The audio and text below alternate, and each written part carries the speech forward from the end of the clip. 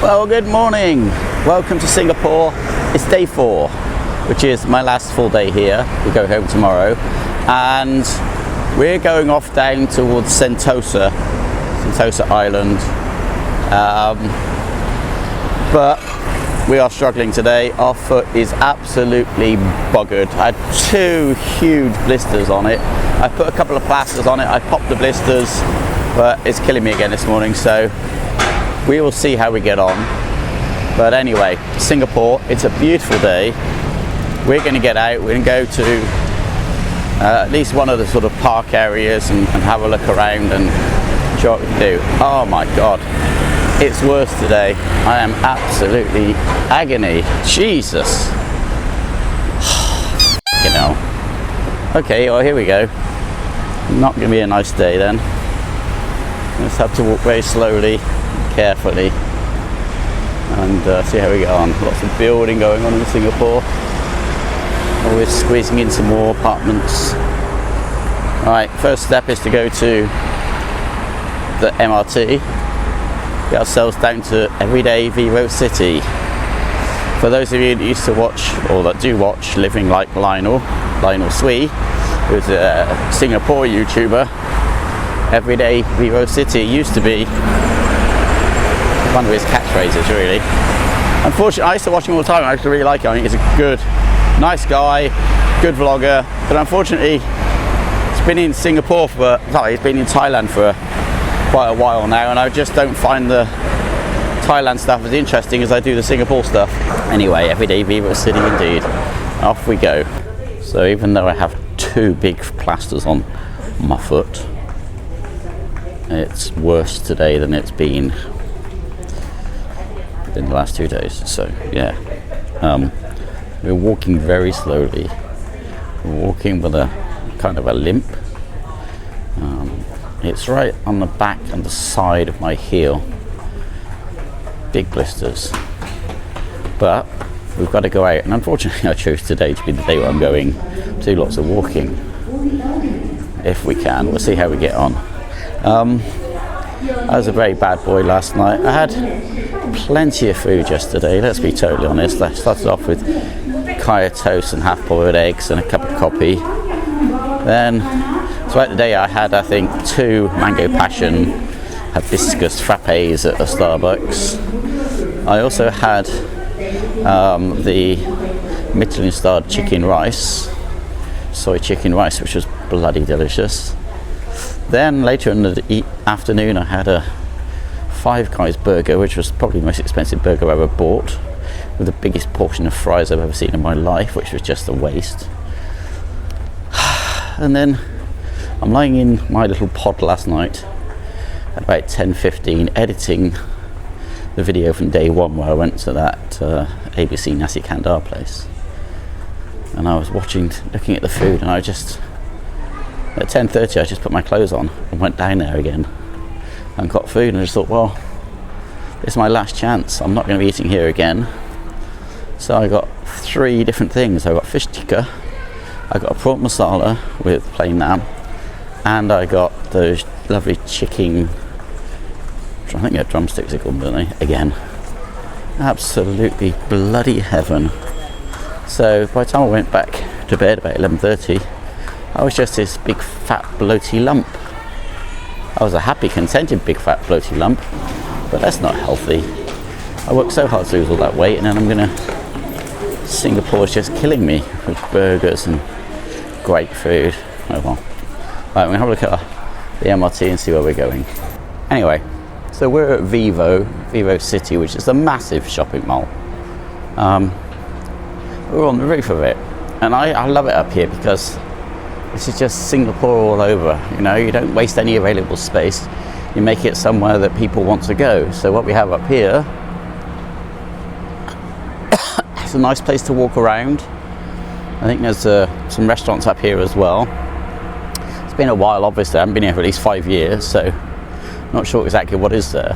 Oh, and also, I'll show you this in a second. We've got over there, you probably can't see, but in the sky there, the cable cars that lead across to Sentosa Island. Now, I'm not doing them because, first of all, they cost a lot of money. mountain poor now, plus it's a long walk to get to the pushing off point. Secondly, I have done it before, many years ago, with my wife. I don't think my wife realised how high they are.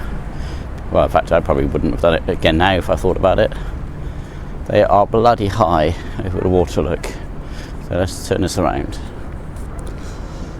Yeah, there's the tower they go from, look. Well, the side, not the tower they go from, that's the tower from the middle. They start right over there, that way, right over that way. And then they finish on Sentosa Island, which is there. How they do it up here, they don't waste space. Everything is, you know, everything is usable, everything is walkable. So you've got a food hall down here, but I think there used to be a Swiss place, was there? Bon Marché or something? Can't remember. Anyone that knows me knows that I have absolutely no patience whatsoever. So when I see a huge queue, I immediately think, well, I don't want to do that, but I'd rather be moving than standing in a queue. There's a huge queue to go across the Sentosa Express. So it'd be fair to say that I'm disappointed in myself.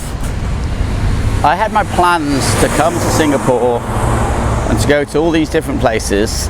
I haven't done that. I feel like I have not done most of the things I said I was going to do. And I'll tell you why. I read recently on some form of social media somebody saying, oh yeah, I went to Singapore for a day once, it was boring. That person's never been to Singapore, that's all I can say. There is so much to see and do in Singapore that it would keep you going for a month, no problem. And then you would probably not, you know, just touch a bit of it. Fact is, I've been walking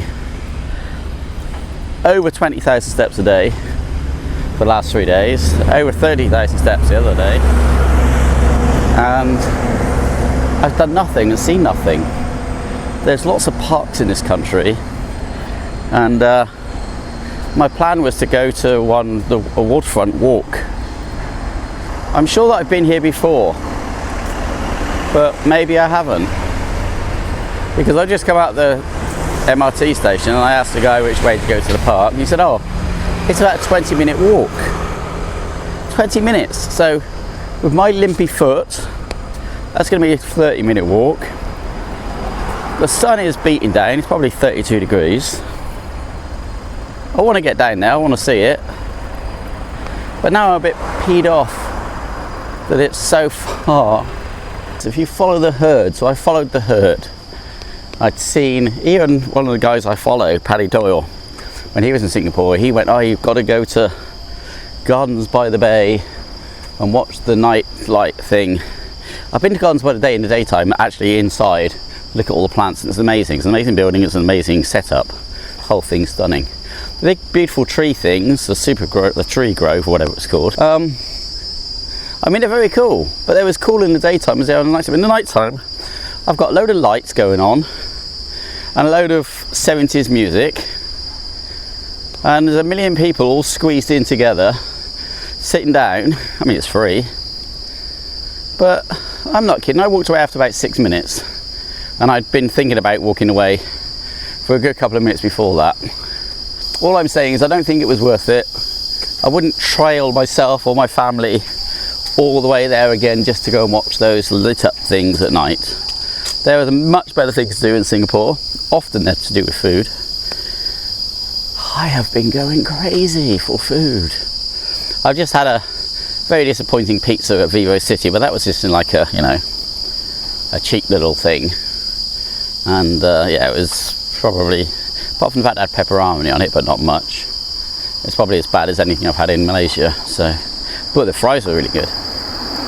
There's no other way to put this. I f***ed up. I've just gone the wrong way. And walked for effing miles. And I feel like a complete plank. So I am there. There's the MRT, so I've just come all the way up here, all the way along there, and up there, without really knowing I was going my way. What I wanted to do was this from the MRT. along here, along the side of the creek, over the boardwalk. In front of me I've got docks, and it's pretty impressive.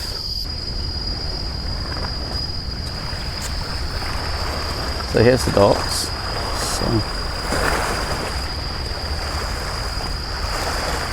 With the lovely water lapping at the side. And then out there you've got all these storage facilities. And then all the boats just waiting for their turn to come in and empty their load. Right, we're going to go that way.